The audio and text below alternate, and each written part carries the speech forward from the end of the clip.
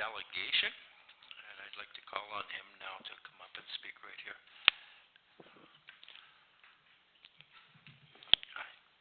Hello. Thank you very much for the opportunity to speak to Council. I prepared a package that will help kind of explain where we're coming from with the siting of a proposed communication tower in the Cobden area.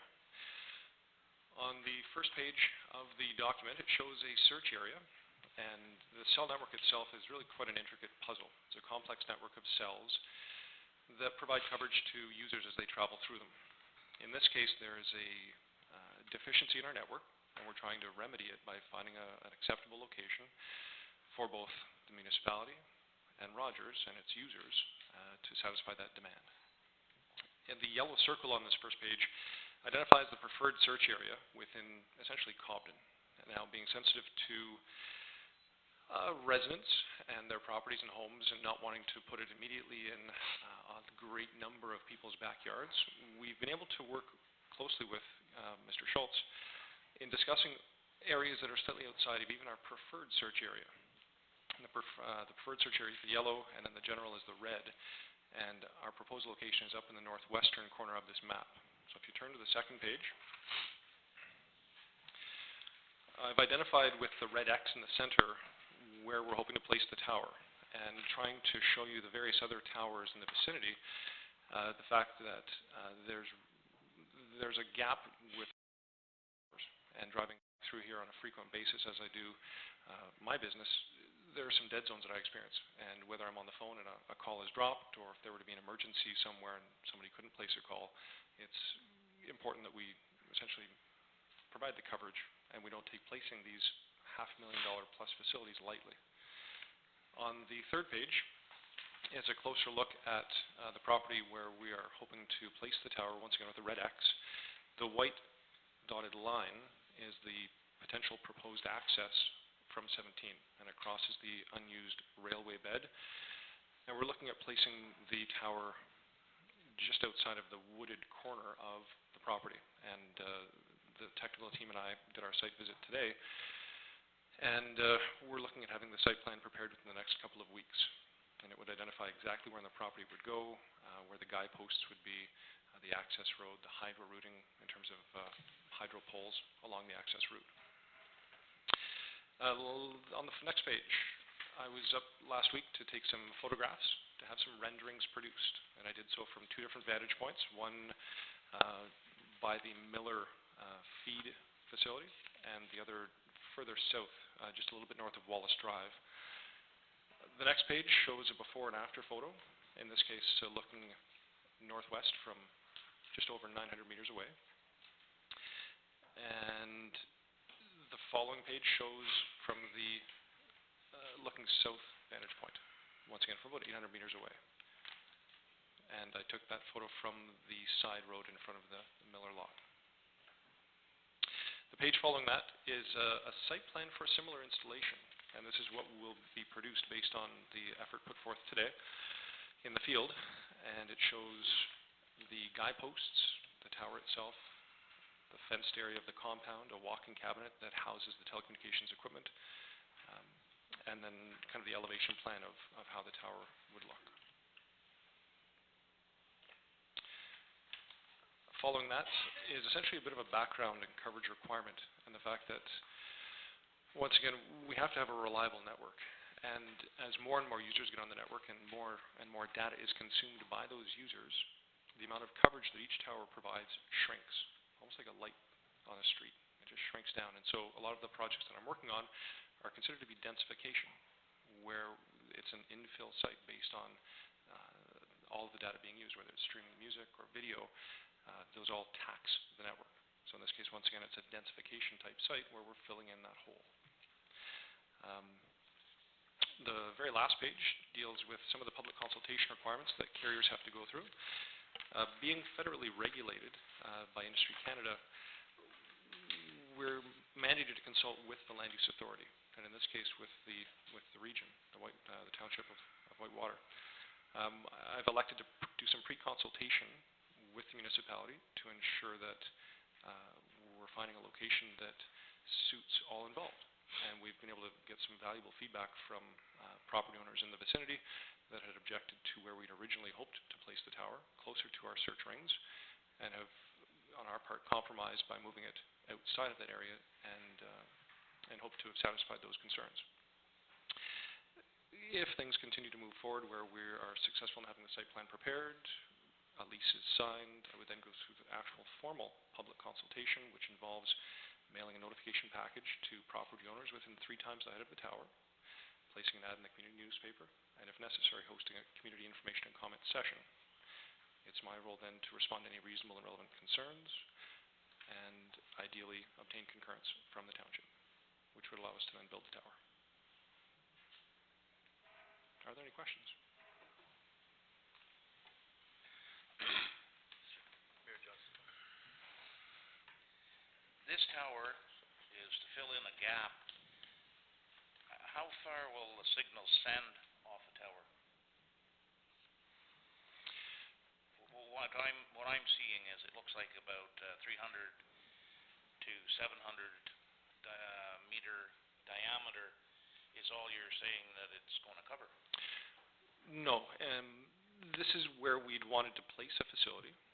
The facility itself will provide upwards of 2-ish kilometers, 1.5 to 2 kilometers, depending on the height.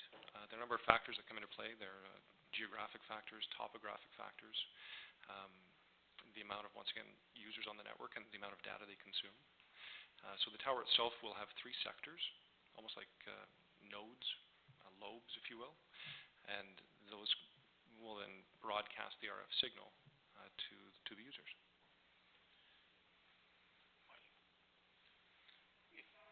So what you're saying then is that if it's really not possible to go in your sight line off your tower with the radio response to your cell phones or whatever, past 2 kilometers? It varies. It varies based on the height of the facility. In this case, 105 meters is the height that we're hoping to achieve. It varies. I mean, clearly, we're able to use the technology based on towers where they currently are, but it's lackluster at best. Where if all of a sudden there are 200 users on the network and the 204th comes on, then a call gets dropped. Based on the amount of bandwidth that the existing facilities are providing, it's not able to support the additional users. So if we move it back another 2 kilometers or 4 kilometers, you have to make your signal stronger and more capable. That's what you're telling me. I would say that we would have to build another facility. We're trying to provide coverage to the community itself, and it's a proximity-based line-of-sight technology. So by providing the service to the community and allowing further economic development, in a lot of cases based on commercial use, we want to be as close to the community as possible, while cooperating with the community and making sure that their concerns are listened to. It just eludes me that 106 meter or whatever, a tower would be so limited to what it could carry. In my opinion, it's not that it's limited to what it can carry. It also has to do with the existing infrastructure and not wanting to have significant coverage overlaps. So it's not as though the RF planners and engineers, to put it bluntly, put a blindfold on and chuck a dart. They're very specific with where the existing facilities are and wanting to place them so that we don't have to put more than is absolutely necessary. Right? We want to reduce the proliferation of these towers. It's based on where the existing towers are on the map that shows on the second page where the facilities are, and wanting to place one kind of equidistantly between them so as not to place it 2 kilometers north and having to put another one 2 kilometers south, based on the impact it would have on the community and, quite frankly, the sheer cost. Does that help address your question? Absolutely doesn't answer it, but I understand what you're saying. Okay. Councillor Olmsted. Yeah, I have a few questions. How did you come to this specific site selection? I know in your map you're looking for coverage and gaps and that kind of thing. And I see that you have another tower. I take it that's towards Renfrew. It's a Rogers and Bell Tower. Mm-hmm. Another one, I take it that's Meath Hill. So I'm sorry, which one are you pointing to? The north tower. Yes. On 17, I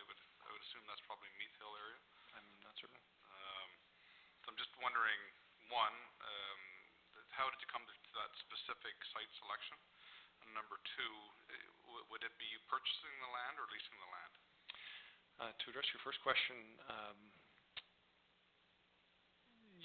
based on where the existing towers are and the customer demand, we don't need to provide coverage of farmland. We need to provide it to residents and businesses.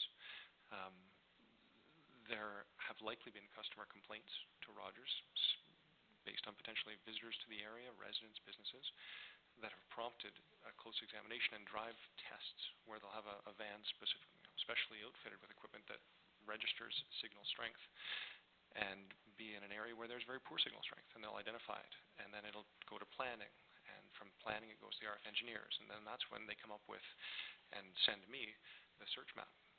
It's a very specific area based on the poor signal strength that is registered on those drive tests, in concert, of course, with customer complaints and feedback. Secondly, to address the second question, the land is leased.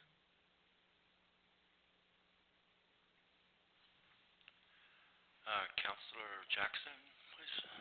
Just one question. I see the one out near Haley's is a combination of Rogers and Bell. Was that ever considered with regards to the Bell Telus to attach the Rogers to that Bell Telus tower? Yes, co-location was examined, and it's always a first choice for a number of reasons. It costs Rogers far less than having to spend upwards of $500,000 for a tower. In this case, we weren't able to get the heights that we were required to provide adequate coverage and to meet our coverage objectives.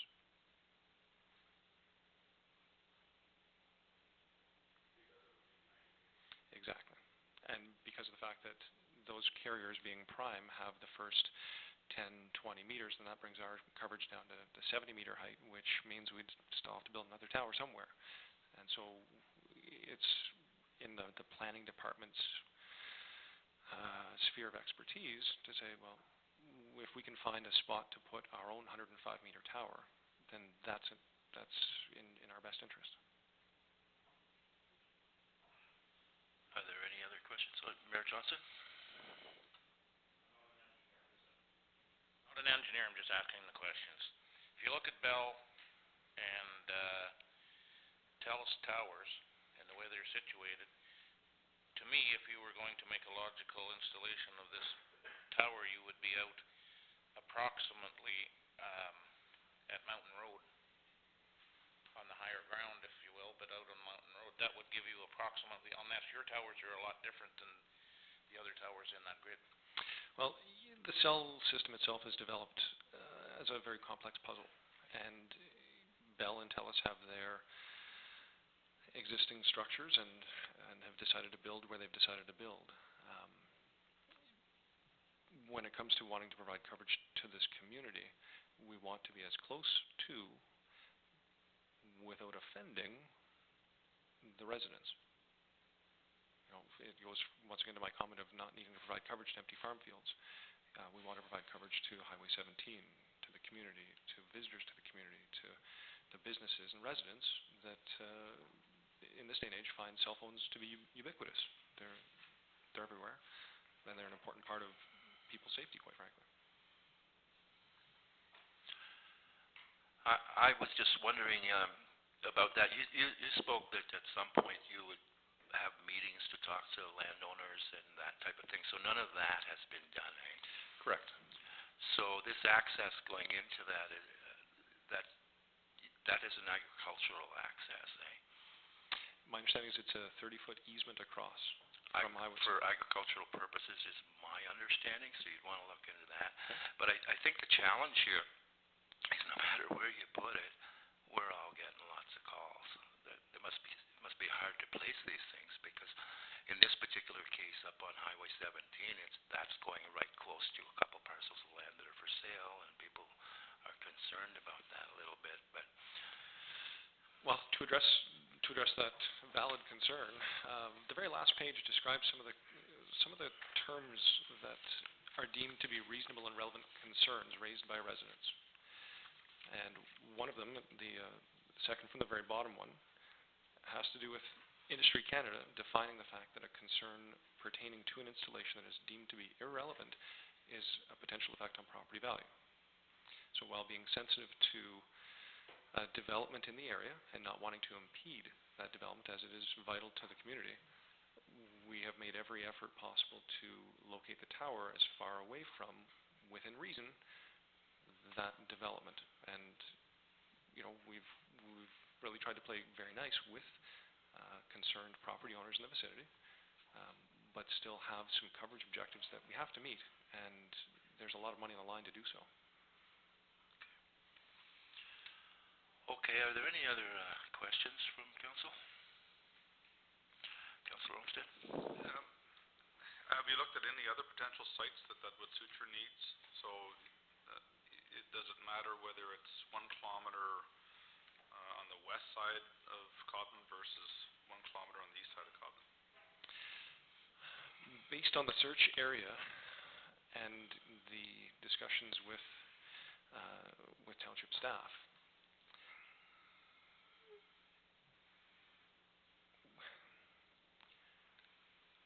we've tried to find a location that will work for both the township, its residents, and Rogers. It would serve very little purpose to continue to move it kilometers or a kilometer away from where we're proposing now. I had to twist the RF planner and engineer's arms to say, gentlemen, we can't be closer to the community. I had to make them see it kind of our collective way, being sensitive to the fact that development is a major concern in the area. And I was able to convince them that the location outside of our search area, which we typically don't do, would be the only viable location. Okay, thank you. Any other questions? Okay, I'm sorry, just 1 sec. Oh, yeah. Okay, hold on a sec here. Eric Belchamber, that's where I was stumbling. I wanted to thank you for your presentation. Thank you very much, Couldn't Mr. Reed. find it on the paper. I'm not used to the chair. Thank you. I appreciate all the time. Thank you. We have one further thing on this issue. We've got a local resident, Mr. Dave Stewart, who has asked to speak on this topic. For us to do that here at council would have to take a vote to give Mr. Stewart permission to speak to this.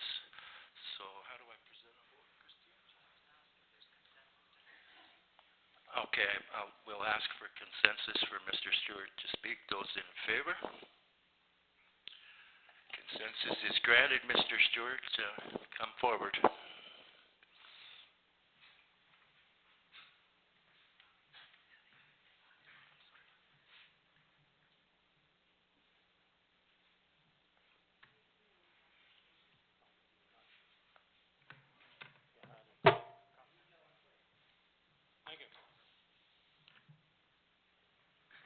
Thank you, Mr. Committee Chair, and thank you, councillors, for entertaining my presentation. Just a couple of comments to give you a feel of the situation. I started talking to people. People started talking to me last night, and I had 14 people that have put their names on, or told me to put names on a paper that they are not in favor of this. 14 people, and that's without any attempt to make this a public discussion. So there is a concern in the community about this, and so the different points. Oh, sorry. Okay, thank you. How's that? Better? Thank you. Yeah, as I said, there's 14 people in a day in the last less than 24 hours have talked to me about this and asked me to take to do what we're doing now and bring their concerns to council on this tower. Now, a couple of things that are concerns. One is the potential development area for Cobden. If Cobden is going to, in the next 25, 30 years, become larger and have more development, the area that is west of the village towards that exact area that's on this map is the area that's logical for expansion. People say, oh, that's not going to happen. Well, when I was on council, when the Wren subdivision happened, we had no concept that it was ever going to happen, and it did. And it's the option is there for a future development of similar or larger size. And over and above that, we've had different concerns here in the municipality. People approaching us for expansion or for development or for industry or business. And that's a logical concern in that area that could accept some of that. Now, the problem is if you have a tower, and we have one in the town now, if you have a cell tower, a microwave tower established in there, it does limit your options of people accepting it for development, for housing, for whatever. You have a 300-foot high, 100-meter tower with a beacon on the top that's 24 hours a day. And people are complaining about that already in different places in Ontario about the light impact of these warning beacons and such. The other thing is, what is the emission from this tower, the microwaves? And immediately people say, well, you have a microwave oven sitting on your counter at home, and there are warnings all over it that don't stand close to it when it's operating, don't put your head in it when it's operating, and don't do.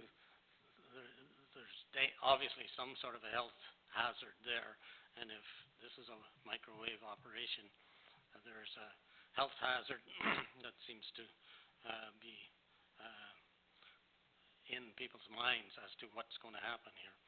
And so one of the other concerns is that the property that you're looking at here on this map, there is an abandoned well on that property. And I think that if this proceeds, that there should definitely be a decommissioning of that well. There are government regulations on that, what you have to do and how. The other concern is right-of-way, which is, as you mentioned, Mr. Chair, it is issued by a land division procedure that allows access for agriculture, period, nothing else. And that is owned by local people. The property is owned, and they have not been approached on what sort of access could be obtained on their property, across their property on this right-of-way. And so they've been ignored on it. The other thing is, one of the things that just maybe I'm exaggerating here, but if we're looking at every 2 kilometers to have service in the area, are we looking at a forest of these towers eventually to cover our area in Renfrew County? Right now here in Cobden, we do have high-speed fiber optic service, and it seems to be a very, very acceptable to the people and very good service for people that are using it. So I don't know. I think that's maybe a more progressive way that we should be looking at. Plus, it's a local company that is providing the fiber optics, North Renfrew Telephone Company. So those are my points, and if there's any questions, I'd certainly be pleased to try and answer them. Okay, thanks, Dave. Mayor Johnson? I'm going to be the devil's advocate. Carry on. This has to be also discussed.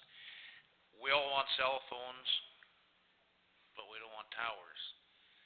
Is there a possibility, this will have to be discussed by everybody, but is there a possibility in the general area where the residents would be happier? Have they ever mentioned that to you, Dave? Where they would be happy? I know we can't kick them right out for the matter of discussion, but probably somebody has mentioned to you. The other thing that I just need to have clarified is microwave. I'm not clear if it's the same type of microwave that would affect it as our microwave oven. I'm not saying not, as I'm not an engineer, but that has to be said, and it has to be looked at this point. And I'm just asking, the question is, have there been other suggestions from the people that are concerned? On the locations, yes, there have been several, and I don't think that the people are even able to grasp the idea that this is going to service 2 kilometers in area. That's when you look at some of the towers that are in the area, like the towers up at Meath Hill, the towers at Haley's, they're certainly covering a lot more area than between that tower and the next tower. And have this one with a relatively smaller service area seems that, as I said, are we going to be looking at every 2.5 kilometers? We're going to be going into a new tower area, and there'll be towers anywhere you look. So that as far as the location, people have suggested the area on Mountain Road. There's already some towers in that vicinity. They've also received suggestions that look at some of the high ground on the rock cliffs across the lake. That is a clear, there's no impediments between here and that area of the lake shore, and so you're not having any interference from anything. So those are the areas, and some of the high ground out here between here and Kelly's Corners. There's some areas there that are not close to a populated area but there's people that are expecting services in those areas, and if it was able to cover that area plus Cobden, then covering, then there's going to have to be another tower put in somewhere, or more towers if we're going to be working on 100% coverage, and this is just the beginning. Any other questions? I'll try and answer. Councillor Jackson? I think the reference with regards to Mountain Road, there is already a Rogers Tower up in that area, a Rogers and a Bell Tower, down Snake River line, just past Mountain Road.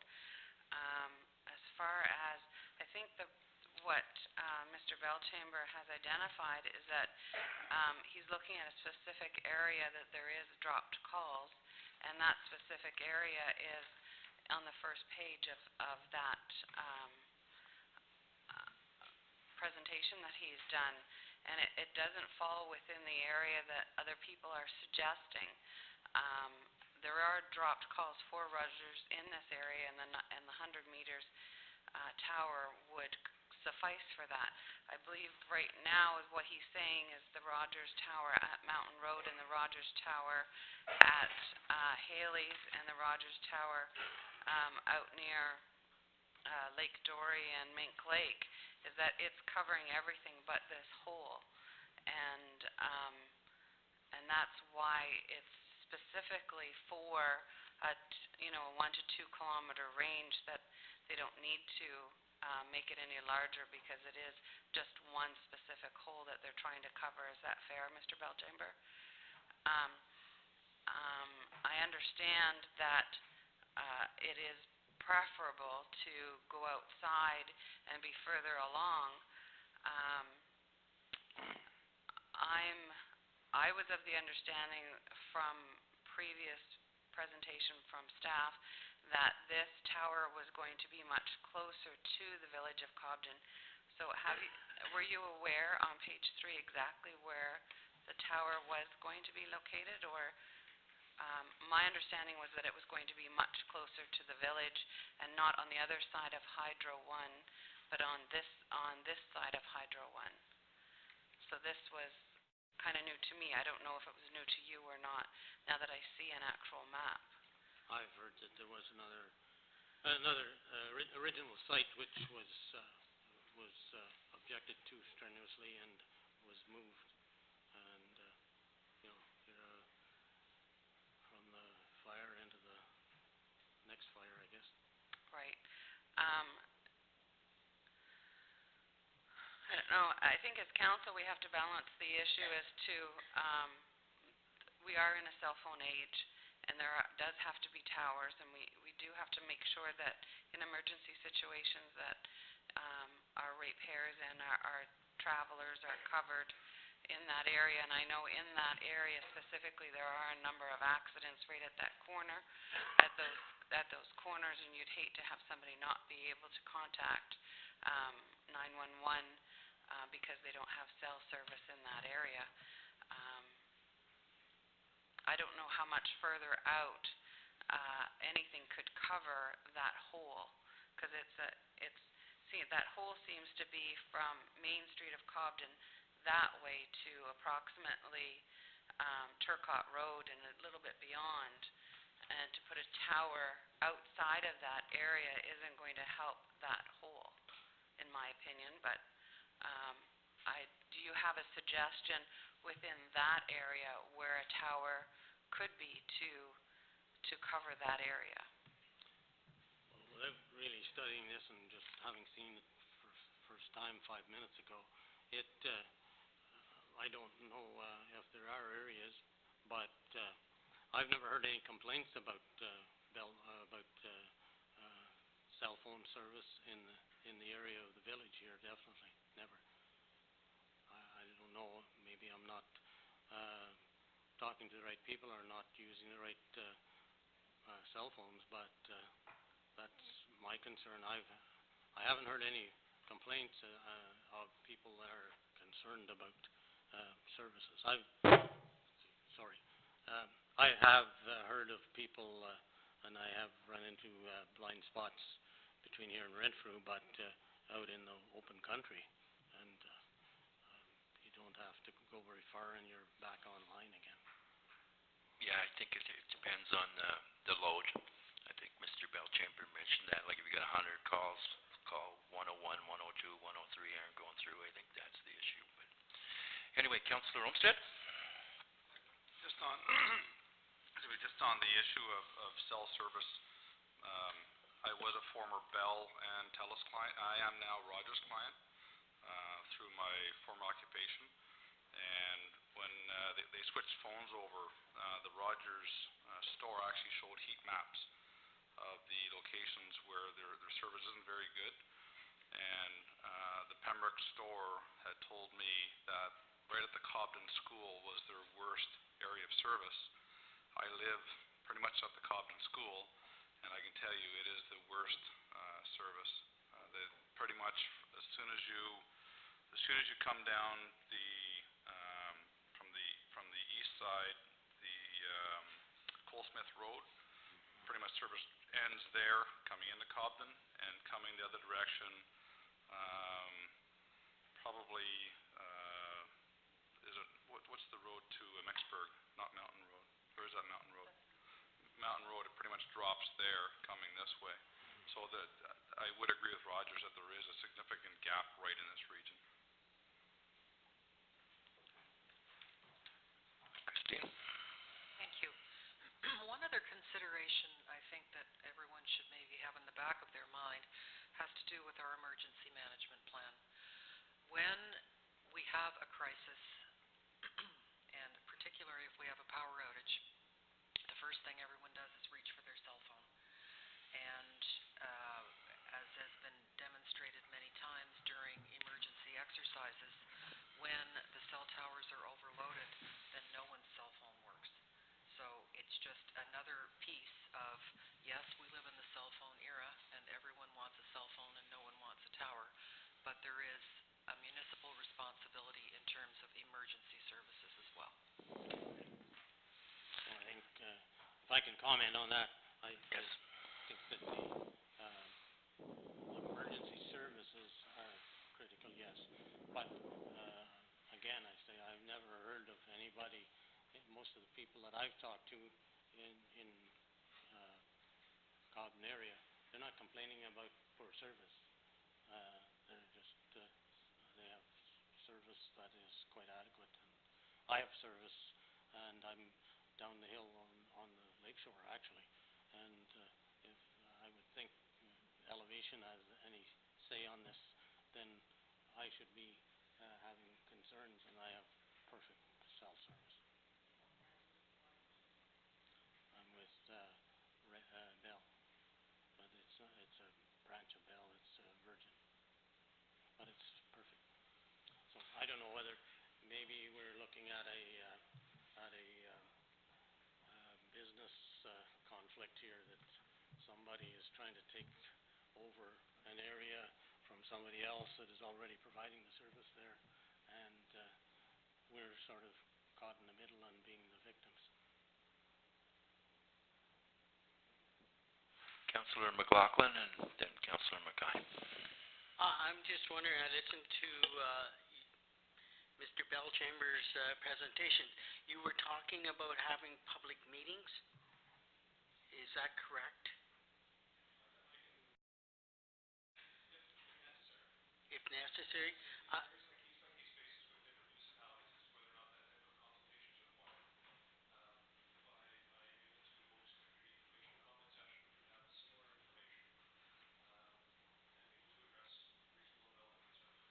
I'm just wondering, with the concerns that there are here, maybe we could discuss it, and you would be willing to, at that point?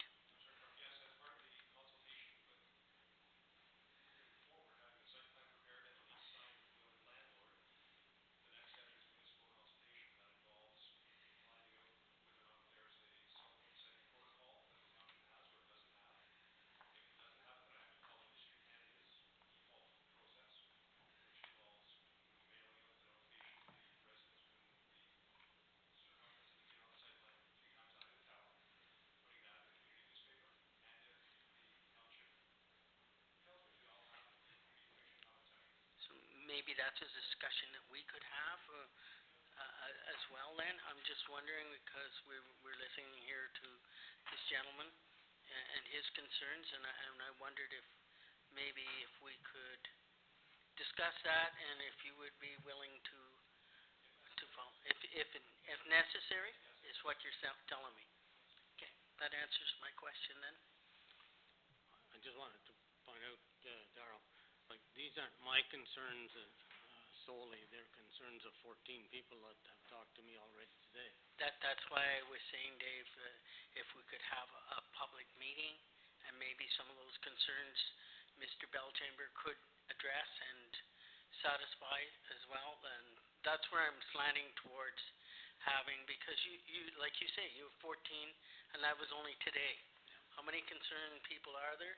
If we did schedule this, then maybe Mr. Bellchamber could answer the questions at that time.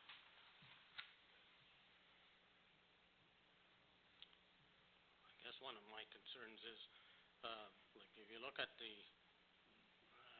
distribution of the towers around the area in the countryside here, they're certainly not 2.5 kilometers apart, or 2.5 kilometer circle. They're 8, 10, and 20 kilometers before you get to your next tower, and they seem to be providing services. They're not looking at new towers coming in to fill in the gaps there, because their gaps are filled. They're working. Councillor Mackay. Yeah, the first time I saw this, the tower proposal was right almost in the village. And this next proposal here is out past the hydro station. I was under the impression it was going to be right almost where the new subdivision wants to be, in that area. So this plan here, it takes it out about another kilometer out. Am I wrong? Wasn't the first proposal closer to the town? No, you're right. But all we did, we took it to a different location with different hotspots. Okay.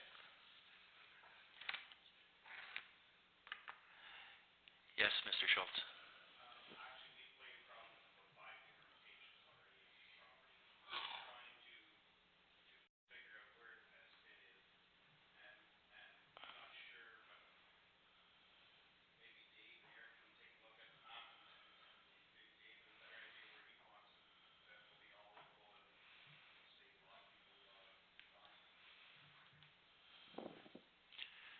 Mayor Johnson?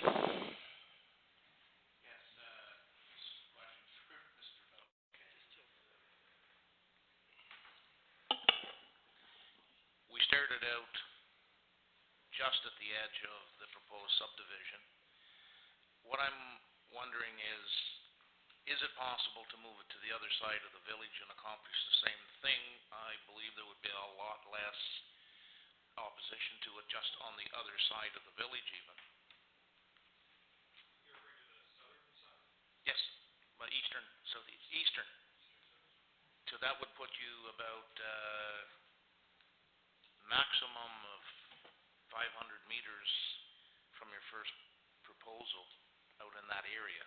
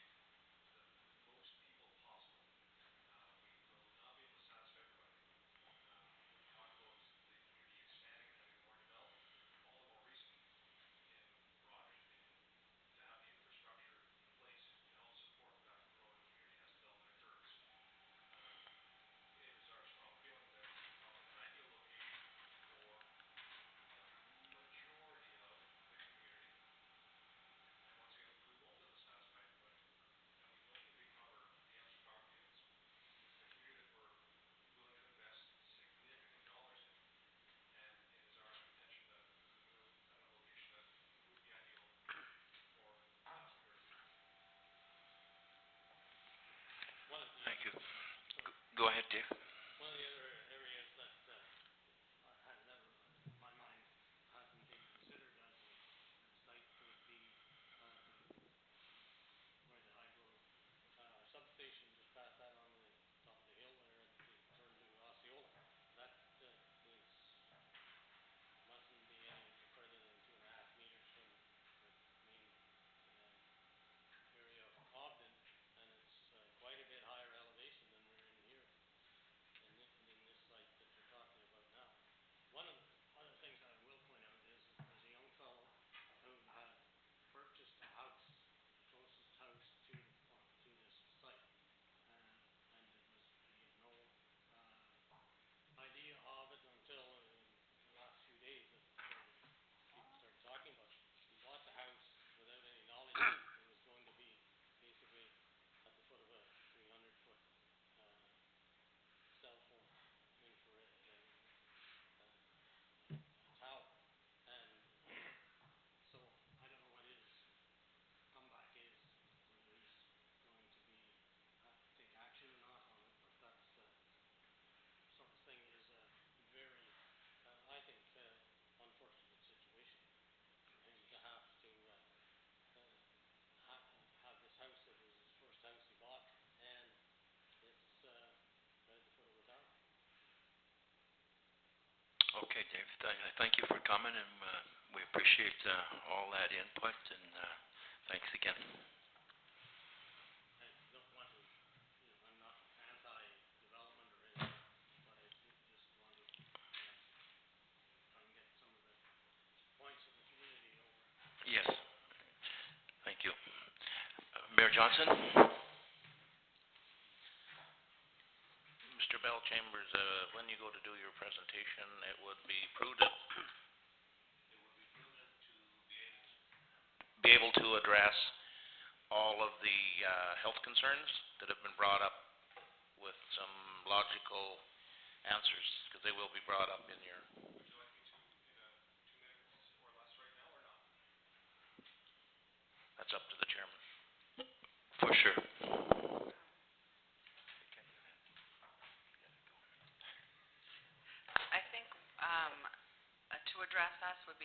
time, but I think in your open house, whenever, it would also be prudent to do it at that time, because they're going to be the ones that will want to know about all those issues.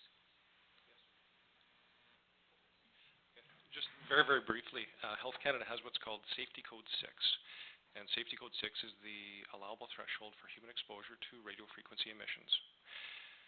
All of our sites have to always be fully compliant with that threshold, and they're audited by Industry Canada from time to time, and we have to comply with Safety Code 6 or else the site gets shut down. While it is not healthy to stand in front of an antenna, the technology is non-ionizing. It doesn't heat your cells. It doesn't change the DNA of your cells. When we talk about a microwave oven, it operates at thousands of times higher frequencies and emissions than a cell tower. While it's not healthy to stand in front of a tower, we're talking about a facility that is 105 meters high and broadcasts almost like an umbrella in terms of the technology. The facilities are safe. They're throughout communities all over the place. They're close to residents, businesses, travelers. We're surrounded by radio frequency emissions. Our handsets themselves have to work far less hard when there's a tower nearby than trying to have to go from your house, for example, all the way to the furthest tower away.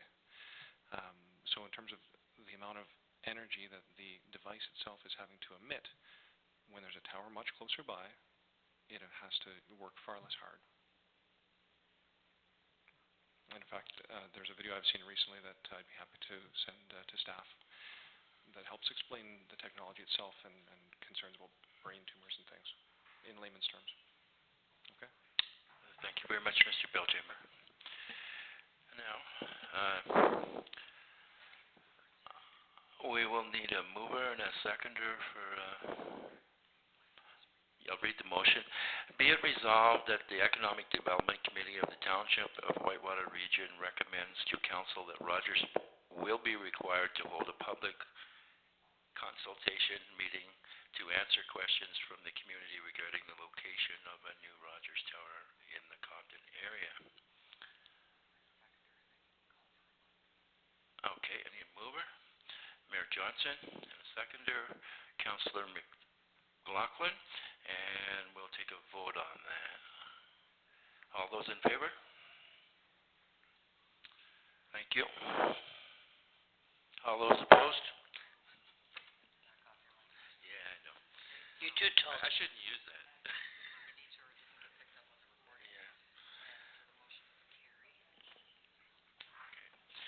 The motion is carried.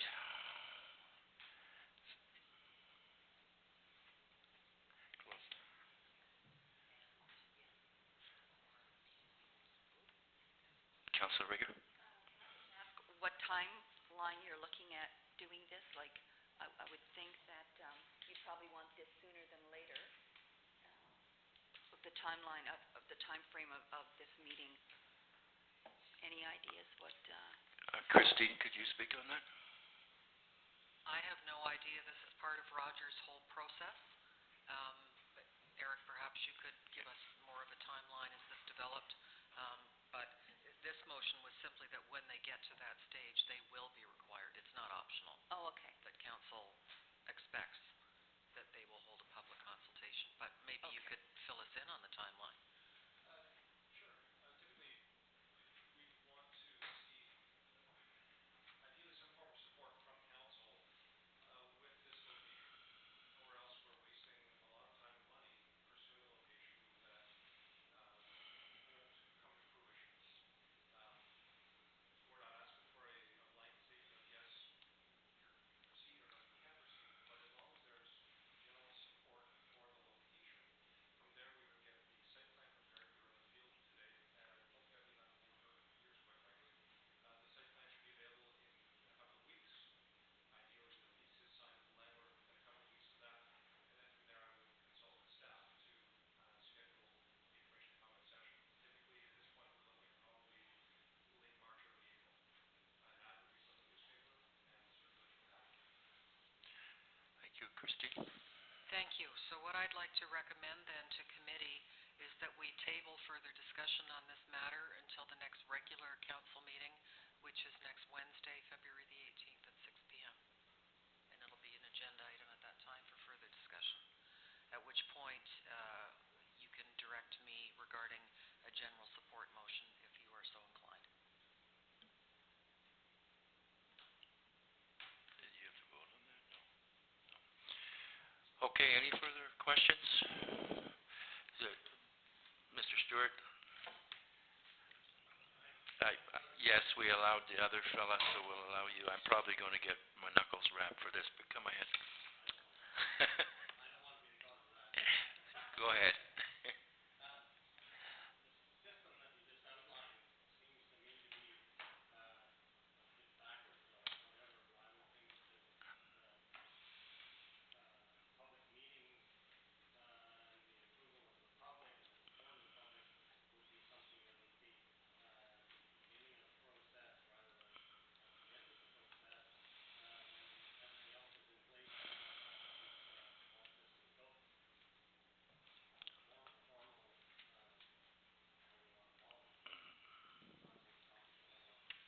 Okay, point taken. I thank everybody. Mayor Johnson.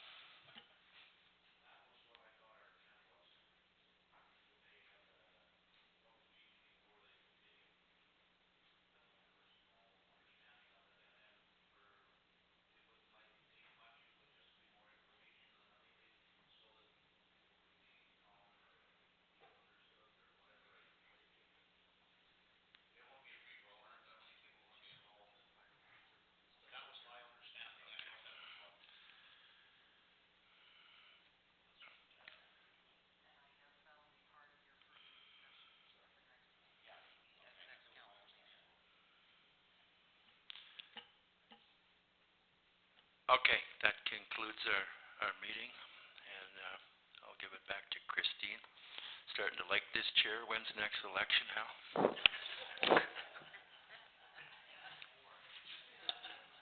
So now we'll have Environmental Services Chair, Councillor McLaughlin.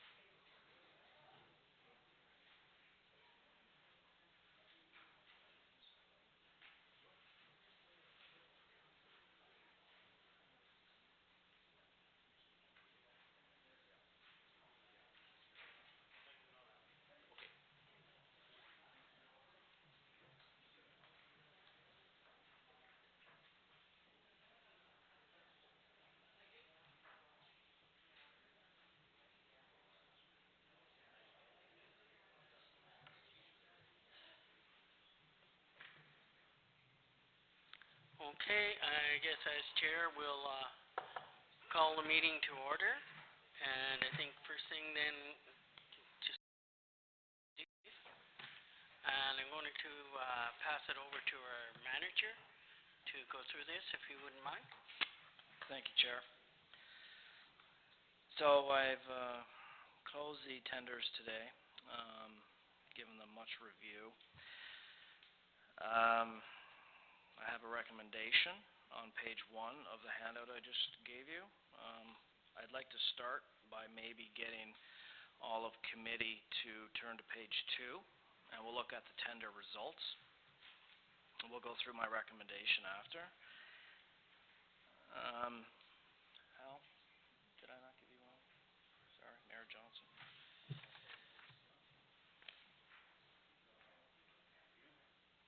Yeah, I have one. Thanks. Sorry about that. So, we'll turn to page 2. I'll just have a quick peek here. This is the numbers as they came in today. Now, the way I bid this tender and did the last time around, I asked for a cost per household per weekly pickup for waste, and there's 3,128 households. That's the count now, and it goes up each year, obviously. And also for recycling, I asked for a price per household per biweekly pickup for residential, and I asked for a price per commercial establishment per biweekly pickup, and it is in the range of, we have roughly 100 commercial establishments that require commercial pickup. So I crunched the numbers. This is, well, you can see, we have a range for waste from NJL services of $562,570.80 for the entire 5-year contract, up to Valley-Wide Waste Management Services Incorporated for a 5-year entire price of $1,378,509.60.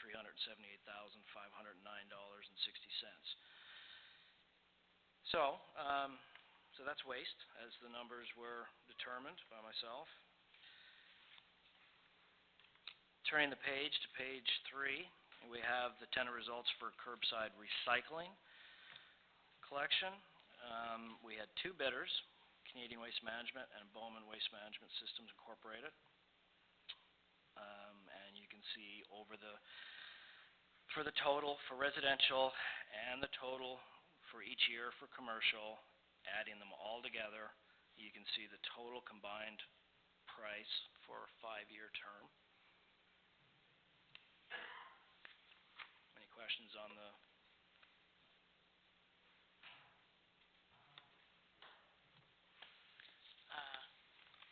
Councillor Mackay, who had the contract last year?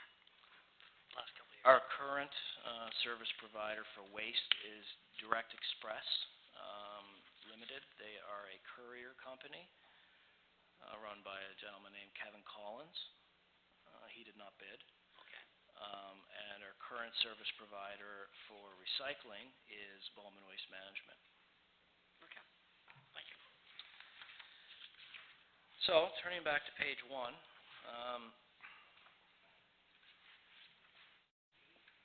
Before you proceed.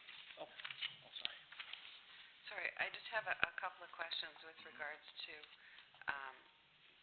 and I don't know if you're there yet to go over the tender recommendations, but I have a couple of questions with regards to that, if you want me to go ahead now or wait. Absolutely. With regards to the waste collection, was there references requested from each individual that you were No, I looking at? did not ask for references. Okay. Equipment, the age of the equipment that is going to be on the roads, was that I did not requested? specify an actual age of each truck. What I did was I have a section of the tender package that suggests that the bidder must have the resources, the equipment, the trucks to carry out this process. Okay. It's hard to put an actual date on a truck and say you can't have a truck that's any older than this date. Well, you can, but yes. Okay. Change of service, is there going to be a change of service at all in what is available to the residents now? In other words, are the days going to change, or is the calendar going to change at all? No. My impression I got from committee was that the scheduling is not to change. Okay.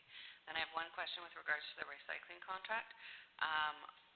If Canadian Waste Management is a successful one from council, where is the recycling being taken, and at what cost to the municipality? There is no cost to the municipality.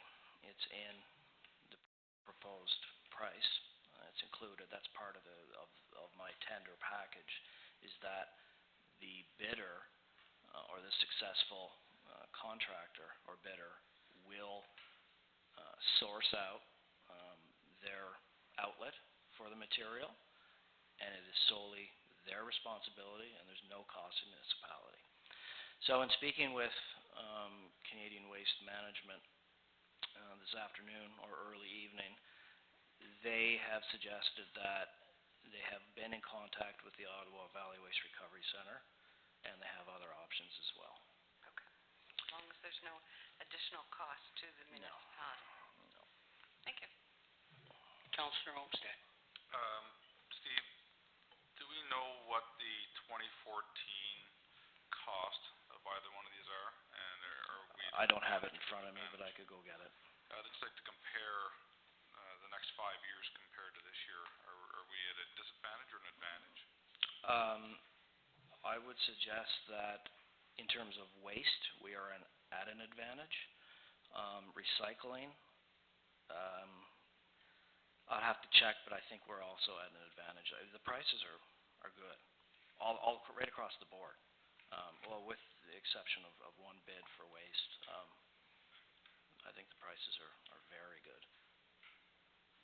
Councillor Mackay. Yeah, last year these, Bowman Waste Management had the recycling, right? Mhm. But they have their own plant, don't they? They have their own, so how can these guys compete for less money if they don't have their own plant? They would have to pay, the landfill in Pembroke or whatever. That's correct.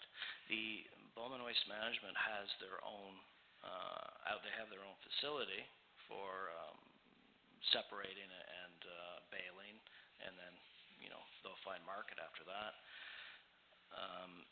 They don't charge us to process the material. It's included in their bid. Yeah, I realize that, but isn't that, so these guys don't have that, so it would cost them more to recycle. They're going to pay, if they choose, for example, if they choose to send their material to the Waste Recovery Center, they're going to pay $60 a ton, and they have to incorporate that additional cost in their proposal, which they've done. It just seems like quite a gap from somebody who has their own plant and somebody who doesn't. I just don't want to be stuck, we don't want to be stuck holding the... No, this tender is for collection. Whether the bidder, and it makes it challenging to bid, because if you don't have your own facility, you have to find an outlet for it. So it makes it tough. It's challenging. But our current service provider, they have never charged us to process I know, but material. it's in their benefit, right? It doesn't cost them to do it. It's the same as somebody who doesn't have that facility. There's $200,000 difference. I just wonder if it's maybe too low. Well, if I could proceed with my recommendation, I'm going to cover that. Okay, sorry. Steve? Yes. I'm going to go to Councillor Olmsted. Is there an escape clause in here for any of these bidders, like a 30, 60, 90-day escape clause? There's a 90-day. 90-day. So if somebody feels that they've bid too low, they can get out of this 90 days. Okay. So, page 1, based on the some inquiries I've made and based on the costing, the department's recommendation is for committee to award for recycling and for waste to Canadian Waste Management. Now, I say that with disinclination, reluctancy, and some nervousness, because a few reasons. We have currently a terrific relationship with our service provider, Waste, with Direct Express. I've done a fantastic job. Unfortunately, they didn't bid again. There is always an issue with changing service providers. The office and myself will be it'll be challenging for a while to get a new contractor onto the scheduling and to the routing. I am somewhat concerned about the low bid from Canadian Waste Management. It's considering they have included in their price is a cost of $60 a ton to get rid of their material or to find an outlet for it if they choose to go to the Waste Recovery Center. or they could take it somewhere else. It's totally up to them if they're awarded. But if they do choose to go to the Waste Recovery Center, so that $60 a ton is incorporated into this very low price, and the waste is, we have our own landfill, so obviously the waste isn't an issue. So that does concern me. And the current service provider of recycling has been in place for, well, I've been here almost 11 years, and they've been here since I got here. I have nothing to complain about. They offer great service. So this is a, looking at the numbers, it's a tricky one. But if we're going to look at numbers, then you've got my recommendation. Reeve Miller. Steve, what do we know about this company with these bids? Like, what's the background of these people, and like, do you have any records? Are they a big company, little company? Which one? The ones that were Canadian Waste Management. Canadian Waste Management are out of Mississauga. They currently have 3 contracts in the area. One of them they've lost to, for Laurentian Valley, they've lost to Miller Group. And that contract ends, I believe, around the same time this one begins. Is that correct? They do Deep River, they do Renfrew, and I'm not sure how much longer those contracts will last. I don't know how many years they are, is what I meant to say. And they have a satellite service garage in Eganville that I drive by on a daily basis, and that's where they service their trucks. That's all I can tell you about them. Okay. I just have one question, Steve. Would be and it comes under the recycling. Will they be coming off-road as our previous provider came into the rafting companies, and I think it's they worded came in into the park. contract. That was worded in, so we won't run into that problem again then? No. Okay, that answers my biggest concern. And I guess my other question, NJL Services was a little bit lower. Was there a reason why you didn't recommend them over Canadian Waste? NJL Services does not have an MOE license on any trucks to haul waste. I clarified that today, and I was informed that if successful, they will start the process. They don't have time.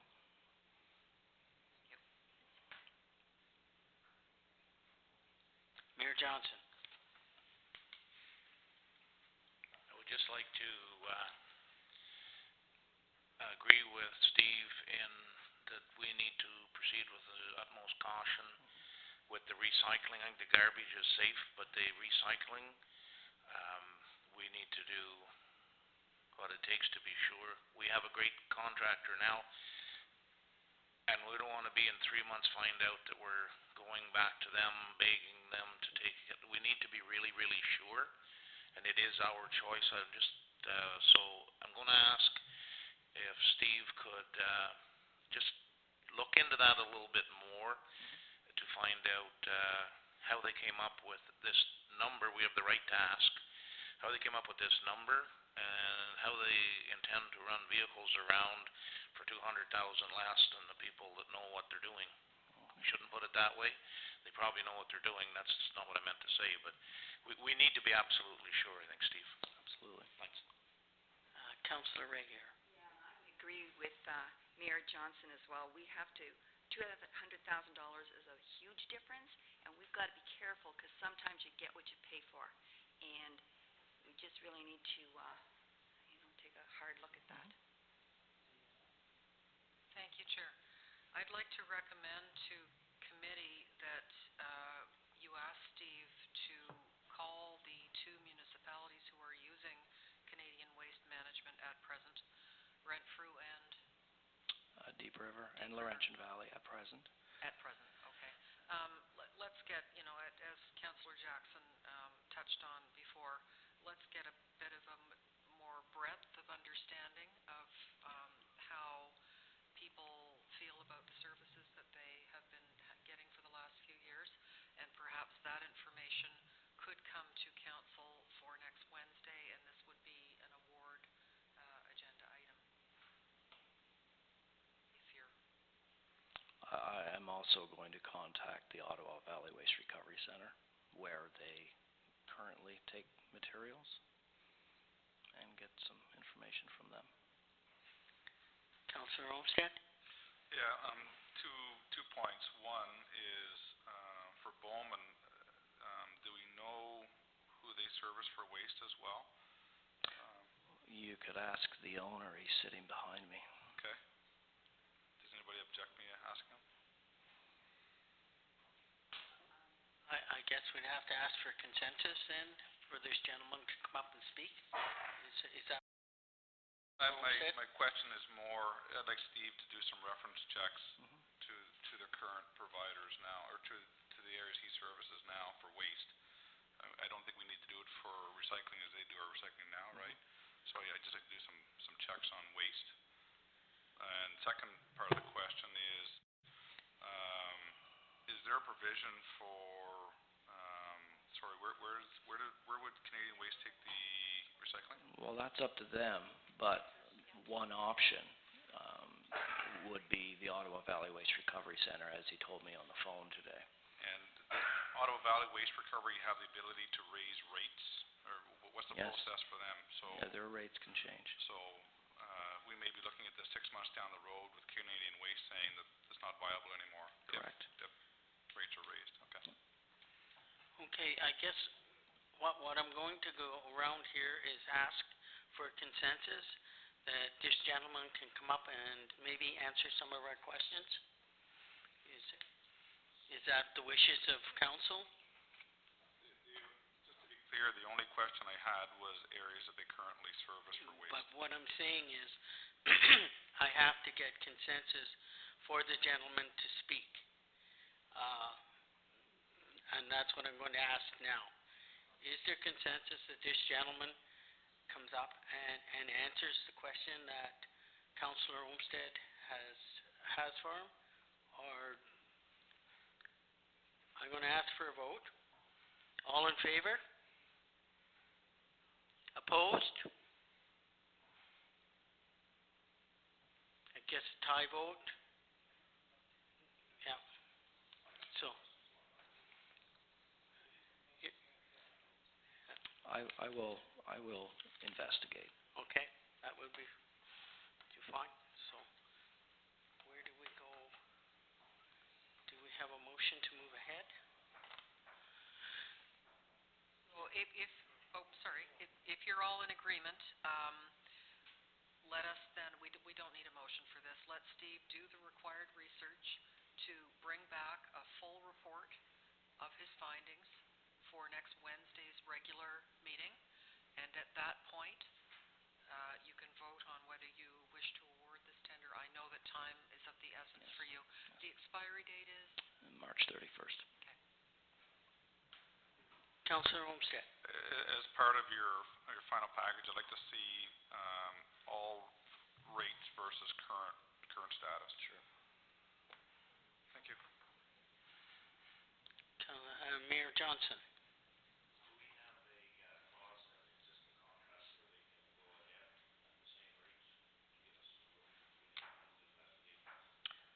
No, I don't believe so. Any other questions? If not, we'll move on to the next item. Okay.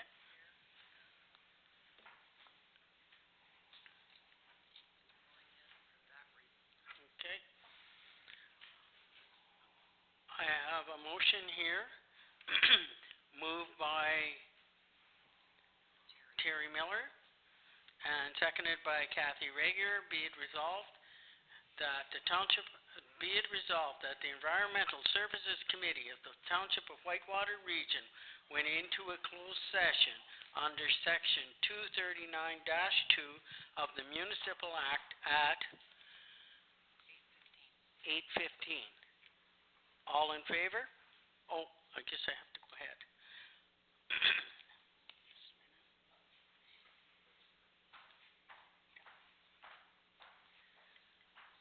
For the purpose of the security of property of the corporation of the Township of Whitewater Region or local board. All in favor? Motion carried.